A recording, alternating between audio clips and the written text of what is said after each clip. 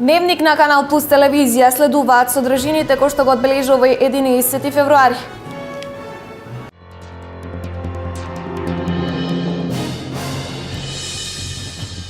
Македонските граѓани ќе го почекаат влезот на државата во Европската Унија за да користат ефтин роуминг.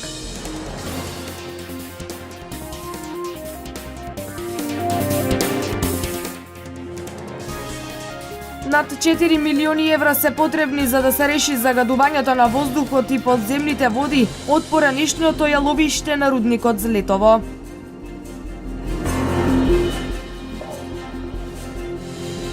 Форумот на жени на СДСМ денеска ја спроведува традиционалната хуманитарна акција Дарувај од срце во соработка со Црвениот крст на Република Македонија.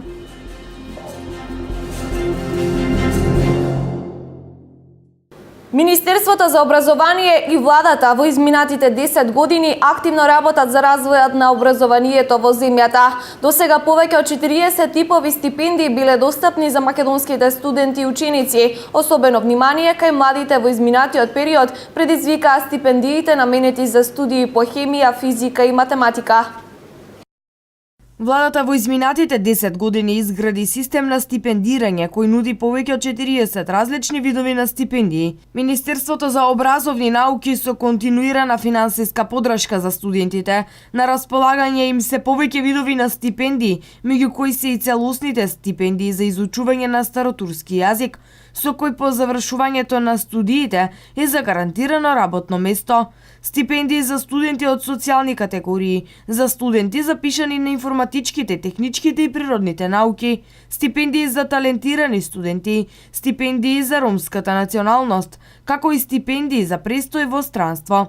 Особено внимание кај младите во изминатиот период предизвикаа стипендиите наменети за студии по хемија, физика и математика, за кои што заменик министерот за образование и наука Спиро Ристовски минатата недела информираше дека 95 студенти ќе добиваат по 18.000 денари во текот на 9 месеци во годината. За сите можности за стипендирање на образованието, учениците и студентите навремено можат да се информираат преку специјализирана страница на Министерството за образование и наука. Македонските граѓани ќе го почекаат влезот на државата во Европската Унија за да користат ефтин роуминг. До крајот на годинава се очекува и четврт мобилен оператор во државава, со што ќе се зголеми понудата, но и конкуренцијата на пазарот. Пред 10 дена владите и институциите на земјите членки на Европската Унија потпишаа договор за намалување на давачките за роуминг на телекомуникацијските оператори. Од 15 јуни годинава граѓаните на Европа ќе зборуваат без да плаќаат роуминг. Македонските граѓани ќе го почекаат влезот на државата во Европската Унија за да може да ја уживаат ваквата привилегираност и покрај тоа што Македонија преговараше за роуминг цените. Во согласност со регионален договор за роуминг, изминативе 2 години, роумингот меѓу Македонија, Србија, Црна Гора и Босна и Херцеговина поевтини за 30%. За жал, земите кои што не се членки на Европската комисија, Европската Унија, иако настојуваат тоа да го постигнат, не им е дозволено од за нас неразбирливи причини. Она што ние како држава можевме да го направиме, тоа се беше направено заедно со министерствата во соодветните држави, а тоа беше иницијатива да некои соседни држави се договарат меѓусебно и сукцесивно да ги намалуваат цените. Веќе трета година цените се намалуваат и многу пати сме кажале дека во повеќето од соседните држави, како Црна Гора, Србија, Босна и Херцеговина и така натаму, цените за роуминг се драстично намалени. Ние ги задолживме операторите, иако тоа кај нив предизвикуваше пак дополнителен трошок, да испратат SMS порака доколку вашата сметка надмине 1000 денари. И автоматски да ви го исклучат интернетот доколку надмине 1000 денари, што... Го почитуваат ли тоа до крај? Да, тоа се почитува. Така. И се избегна најголемиот проблем кој што го имавме во минатото, тоа е без да знае, затоа што сите не се толку и едуцирани како да работат со се по комплицираните смартфони, не сакајќи да направат големи сметки. Сега тој случај го нема и апелирам до граѓаните доколку таков проблем им се случи и не им биде прекината конекцијата, а надминат 1000 денари, слободно може да се обратат, треба да се нормално да се жалат до операторот и агенцијата во 100% од тие случаи ги одлучува, ги решава во полза на граѓаните. Мобилните оператори треба уште многу да работат на подобрување на квалитетот на сигналот, велат од Агенцијата за електронски комуникации. 20% од поплаките на корисниците биле за лошиот квалитет на сигналот во мобилната мрежа, а на второ место се споровите за интернет услугите. До крајот на годинава се очекува и четврт мобилен оператор во државава, со што ќе се зголеми понудата, но и конкуренцијата на пазарот. Четврти мобилен оператор исто така донесе одлука да биде активен во Македонија. Очекуваме, значи тој се нотифицира денови во агенцијата, очекуваме за скоро време да започне со работа. Значи очекуваме дека до крајот на првата половина од годината веќе ќе имаме 4 оператори. Најчесто граѓаните прашуваат виртуелни мрежни, која е разликата за граѓанинот? Нема разлика. Значи вие добивате овие виртуелни оператори настапуваат со свој бренд, со свој сим картички, со своја продажна мрежа, значи вие како корисник немате никаква чувство на разлика дали е тој мрежен или не. Разликата е во тоа што овие така наречени виртуелни оператори ја користат само радиомрежата, инфраструктурата на постоечките мрежни оператори, но во однос на крајниот корисник нема никаква разлика. Ние направивме анализи исто така во земјите на Европската Унија екзистираат околу 500 виртуелни оператори. Има мрежи, има држави каде што има преку 50-60 виртуелни оператори. Сите тие оператори си наоѓаат еден определен сегмент на корисници на кои што се фокусираат и се насочуваат.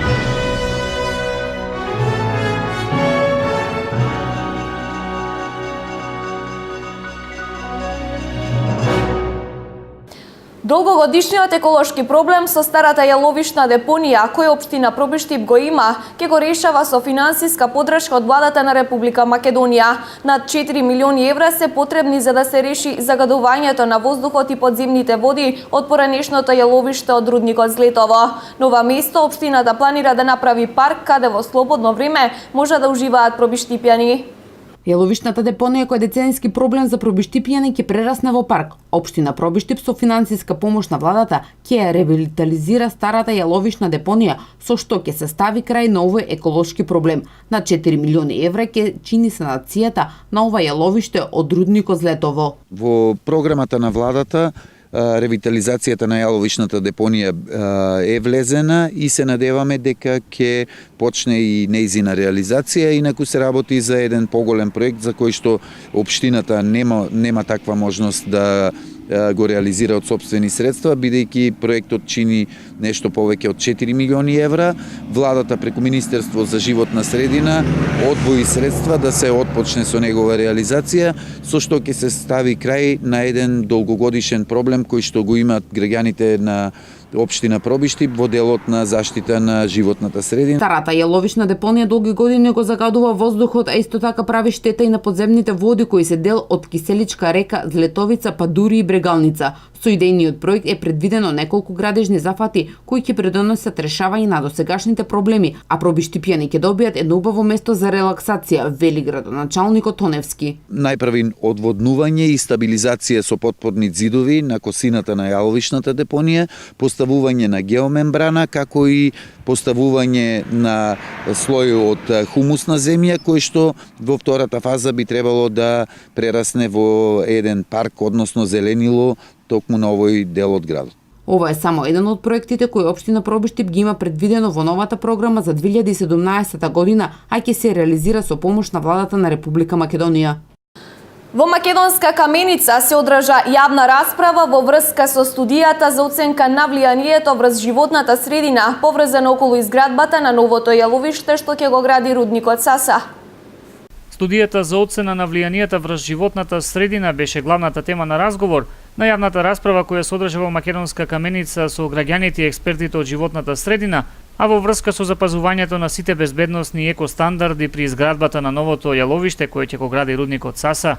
Во 50 годишното постоење на рудникот за олово и цинк Саса, ова е четврто хидроеловиште кое ќе се гради, а за елиминирање на негативните влијанија во изминатиот период беа користени низа на технички документи, а земени беа во обзир и меѓународните научни искуства, кои ќе послужат како пример во насока на елиминирање на негативните влијанија врз подземните води и воздухот.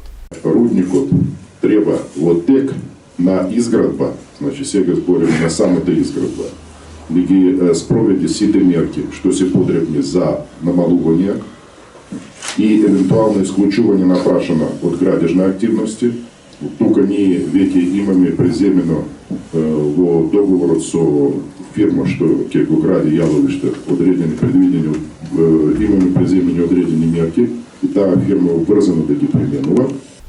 Освен на влијанијата врз животната средина, рудникот во изминатиот период посвети големо внимание и на безбедноста при работа, при што ангажираше меѓународни експерти со цел елиминирање на факторот несреќа за време на извршување на рударската работа. Преку големи мерки за безбедност што сме презели во претходните години, веќе имаме постигнато многу значаен напредок, кој што констатиран и од државни органи, и од странски експерти, и во овој момент имаме ние пак еден странски експерт кој што работи во таа насока, во подобрување на таа стратегија, кај што на секој работно место ќе можеме да кажеме дека сме најдобри не само во Македонија, не само во југоисточна Европа, туку и пошироко, дека сме најбезбедни. Инаку новото јаловиште кое ќе се користи во наредните 7 години е со зафатнина од околу 3170 милиони метри кубни. Јаловиштето ќе започне да се употребува од 2018 година, откако ќе се добијат сите потребни дозволи од надлежните органи во државата. Голем дел од луѓето во Македонија не може да си дозволат квалитетна храна, не може да си платат сметките, заглавени се во отплаќање кредити, односно се соочуваат со прашање за опстанок. Стресот кај луѓето е веќе секојдневие со кое не може да се справат, па се почеста е сликата на млади лица кои умираат од мозочни или срцеви удари. Половина од луѓето во Македонија имаат тешкоти да ги платат сметките и имаат проблеми при плаќање кредити. Ова го покажуваат последните актуелни податоци на Заводот за статистика, каде што е истакнато дека се зголемува бројот на луѓето кои живеат во сиромаштија. Голем дел од луѓето потврдуваат дека имаат проблеми од овој тип, а тоа значи дека се наоѓаат на работна обстанок. Па многу тешко. Екзистираме, не да е стресно, постресно здраве. Никош не е било така до сега. Малите сигурно си го барат својот излез со странство. Само факт што дека Источна Македонија е најсиромашниот дел на Македонија, а Македонија е најсиромашка држава во Европа, нема што повеќе да се каже. Да. Како поминувате месецот? Месецот? Едва е крај сега. И тоа е тоа. Да, невработеност на секаде. Да. Тоа е тоа, без излез. Снаоѓаш се работиш, ако си вработен, ако не си вработен, вајда правиш нешто, бараш работа и гледаш да го истераш месецот, нели да ги имаш сите покриено давачки и нешто за трошење, што е најнормално. И странците бараат спас за ефтин работен труд кај нас, така што мислам дека придобивките се взаемни и тие што одат да работат во странство, секако доваѓаат тука да ги трошат парите. И ако имат и услови и тамо, нели, што се вика, ако се провере подобро, храната им е поевтина у странство и давачките им се поевтини и разбирливо е зашо одат тамо, ама мислам дека секој знае дека му е, нели, корено и дека камено си тежи на своето место кога веќе би бирале место за живење. Ама поентата е тука да е подобро, там знаеме дека е добро. Поради сиромаштијата, луѓето се под постојан стрес, кој што пак, ако е пролонгиран, понатаму им го нарушува здравието. Во постојан пораст е бројката на луѓе со ненадејна смрт од срцев или мозочен удар, како последица на стресот. Стресот не се јавува повеќе. Стресот може се јавуваше порано кога немаше толку грижи луѓето. Стресот сега го живеат секој ден. Така што и таа појава на стрес поврзани болести е нормална ради условите кои што живее. Стресно и тоа како многу. Меѓу другото, како главна причина за паѓањето на животниот стандард се наведува постојаното зголемување на цените, што ја намалува куповната моќ на граѓаните. Поради ова и поголем дел од трговците се соочуваат со намален промет, а тоа значи и прашање за опстанок.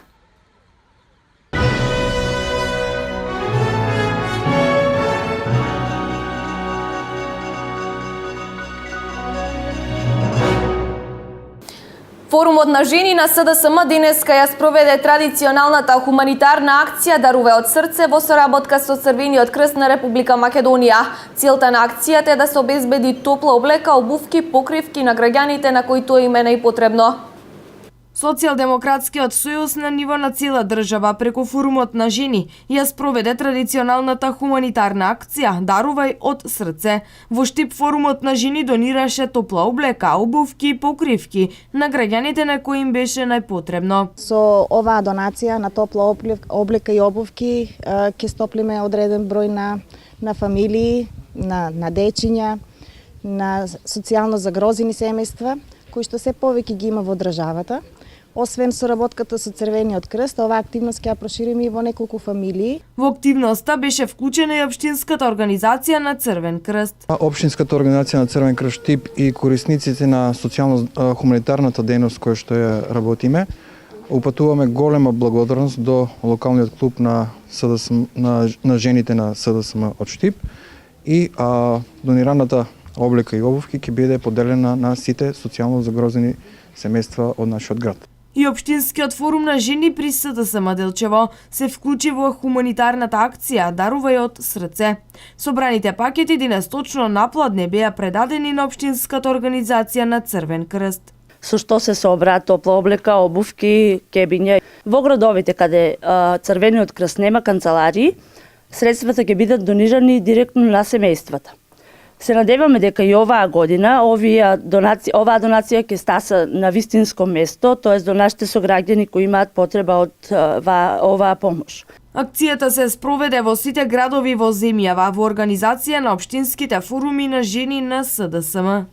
Цели 6 децении брачен живот, втемелен на голема љубов, доверба и слога, круниса деновиве најстариот учител во Виница, Ангел Богатиновски, неговата сопруга Дафина. Дали ваквите брачни примери постепено стануваат мит и заминуваат во историјата на легендите? Се запознаа далечната 1936 година, Северија 1957, а деновиве со една деценија плюс ја надминаа и златната годишнина, заокружија цели 60 години од бракот. Брак кој речиси по сите параметри останува раритет кој заминува во историјата, бидејќи таква слога базирана на љубов и доверба цели 6 децении за нашите сегашни идни генерации ќе остане мит, легенда за која ќе се раскажува или можеби потенцијален љубовен бестселер за кој допрва ќе се пишуваат романи и ќе се снимаат филмови. Ангел и Дафина Богатинови својата успешна љубовна приказна ја споделија и со нас. Дафина била првата симпатија на Ангел уште од училиштето во село Ризари, каде го започнале образованието, а дружењето им започнало од средношколските денови и продолжува до денес. Ја можам да кажам на младите да не се плашат од брачниот живот. Брачниот живот пружа и радост и исполнување на желби, посебно кога се родат и деца, па после внуци, па правнуци. Во текот на брачниот живот од 60 години ние имавме еден на друг доверба. Прво љубовта, второ довербата еден меѓу друг, трето искреноста, воздржливоста, разбирањето. Тоа е најважно. Доверба треба да се има кон и грижа не само за домот, туку и за семејството, за образование, за воспитание. Ангел не само како пример за докажан и успешен учител, се покажал и докажал и како одличен сопруг, кој во најтешките денови е главната потпора на Дафина. Од мојот брак сум задоволна. Немаме нешто лоши работи. И такава може да биде со слогата. Со слогата, па како и сега што сум нездрава, многу ме гледа, чуваме. Понатаму здравје, само со здравјето не сум борец, иначе се ми е добро. Нивната љубов е опеана во безброј стихови напишани од Ангела, а дел од неговите песни се објавувани во дневните весници како Нова Македонија. Инаку генот на оваа брачна двојка го носат 2 родени ќерки, 4 внуци и 2 паравнука.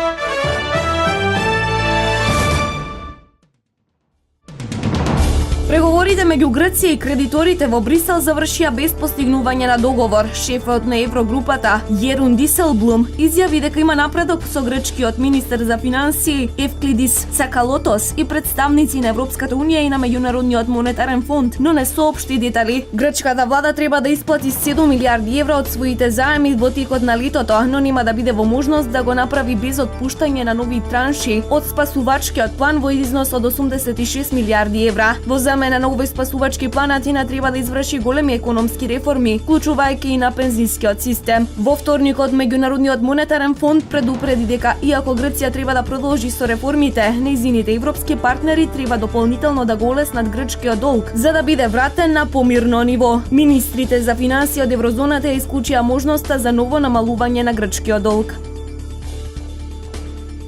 Поголем број земјотреси утринава се регистрирани во Европа и на Балканот. Регистрирани се многу потреси на мало временско растојание во Турција. Грчки сеизмолози се загрижени за активирање пукнатини северно од Лесбос. Тие стравуваат дека тоа може да доведе до земјотрес од 6,6 степени. Професорот по сеизмологија при Аристотеловиот универзитет на Солун, Папазахос, изрази свое мислење по трите земјотреси над 5 степени според Рихтеровата скала околу островот Лесбос. Според него пукнатините во регионот се генерирани од 6,6 степени по Рихтер, земјотрес кој предизвика тешки оштетувања во северниот дел на островот во 1865 година. Тој истакнува дека фактот од многу мали земјотреси значи дека ќе следи многу посилен. Многу мали акумулирани земјотреси обично генерираат поголем потрес, изјави Папазахос. Најмалку 17 лица, меѓу кои има и деца, загинаа денеска во стампедо на стадион во северниот дел на Ангола, а десетици се повредени, соопшти полицијата. Паниката се прошири на фудбалскиот надпревар во Ангола, во покрајината Уиже, за време на мечот меѓу клубовите Санта Рита де Касија и Рекреативо Делиболо. Во рамките на домашната лига, на влезот на стадионот 4 јануари настана метеж кој предизвика масовни жртви, 17 мртви и 56 повредени, кои се хоспитализирани, изјави портпаролот на полицијата Орландо Бернадо. Тој додаде дека меѓу жртвите има и деца, но не се знае нивниот точен број. Илјадници гледачи се обидоа да влезат на преполниот стадион со цел да го гледаат надпреварот, предизвикувајќи метеж во кој луѓето паѓаа на земја, а причина за смртта на овие 17 лица е газење или задушување во метежот. Лошата контрола на публиката во Абиџан пред квалификациите за светското првенство 2010 година доведе до 19 смртни случаи, а во стампедо во 2001 година на стадионот Акра во Гана загинаа 127 лица.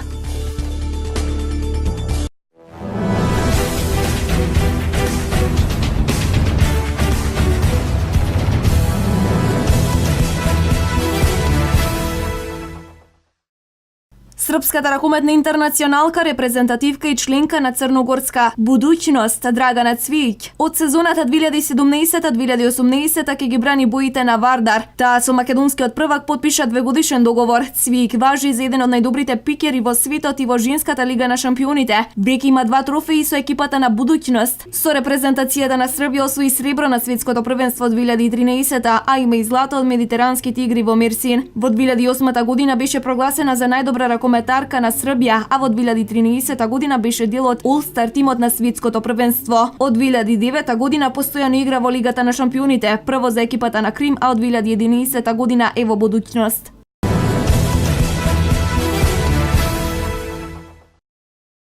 Кошаркарот на Голден Стейт Дреймонд Грин се запиша во историјата на НБА лигата како прв кошаркар кој остварил трипл-дабл, учинок со помалку од 10 постигнати поени. Крилото на Warriors Нукеска во победата над Мемфис имаше троен ефект од 12 скока, 10 асистенции и 10 украдени топки. Покрај неговото име беа запишани 4 поени и 5 блокади. За Голден Стейт ова беше вкупно 45-та победа сезонава и тие се со најдобар ефект во досегашниот дел на НБА лигата.